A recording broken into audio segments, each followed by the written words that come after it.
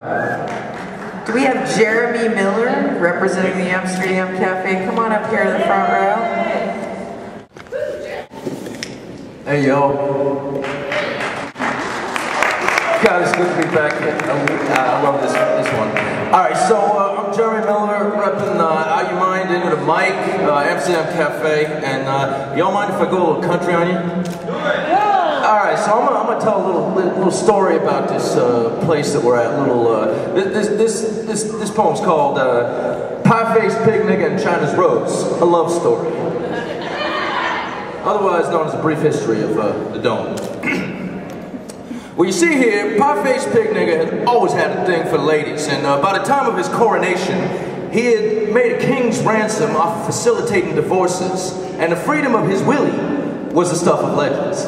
Made John Holmes look like a eunuch compared to the amount of people he fucked, matter of fact. And there was something else kind of peculiar about the guy. My did Pie-Faced Pig Nigga love the green? My did he love the green? Pie-Faced Pig Nigga loved the green so much that he would turn up at the Irish Republican Army meetings even though Pie-Faced Pig Nigga was quite brown. And one day when he was putting some green in his pack, he met China's Rose, who, complete with chew in her cheek, seduced the old hog. Together they decided to buy a city. Now the people in this city really liked their freedom. In fact, they were famous for it. So Pie-Faced Pig Nigga, and China's Rose had to try real hard to convince them to take the king. Well, old Pie-Face told the people that they needed a nigga real bad, and he was their hope. This was before that big O changed politics. And it was a new deal. So the people elected old Pie-Face, and the first thing he did showing up was plant Rose's garden. This may be the most celebrated Chinese garden outside of the PRC. Well, next thing old Pig-Face did was build a new palace with a giant golden dome. Shanghaied the hell out of people by paying for it with their housing and healthcare money, but by the end of it, they thought they wanted a king. Well, sure enough, every king needs a successor, so King Pie-Faced Pig Nigga brought up Powder-Faced Frozen Hair right up out of water and put him on the throne. This freed up old Pie-Face to pack in some more green and waltz in the roses conveniently placed right behind the throne. Well, Powder-Faced Frozen Hair had a drinking problem, but he cleared that. And he had some daily problems, but he cleared that too. Had some debts to the homeless and the queers too, but he cleared those, though it might not have been quite so legal how he did that. Well, eventually, true to his name, Powder-Faced Frozen Hair had to take a powder before his reign ended, but not before closing the last food bank to pay for a war on Tibet, and telling folk it was illegal to sit and lie, so they had to run on. He sure made old Pie-Faced Pig Nigga and China's Rose proud.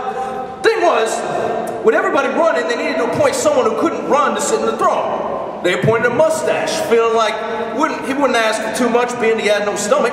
Well, being a mustache, and not a man, you know, with legs and things, everyone believed him when he said he wouldn't run. And amazing thing, sure enough, he ran and he won. Must have been all the money recycled by Pig Nigga and China's Rose, Chew Loving Rose.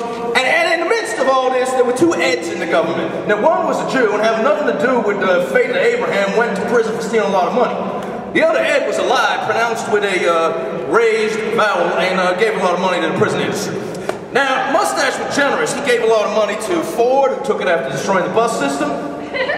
And unlike Pie-Faced Pig Nigga and Powder-Face, Mustache was never popular with the ladies, so he gave lucrative contracts to the most managed lady-run trucking company the world's ever known. And why he gave so much money that the health clinics had to close, and the bus system had to militarize to collect more fares. Well, when your kind's in power, you tend to feel powerful, and so naturally the pigs killed a lot of people under the dynasty of Pie-Faced Pig Nigga and his successors. And what with all the bus money funny, it ain't no science what happened to young Kenny when he didn't pay his fare.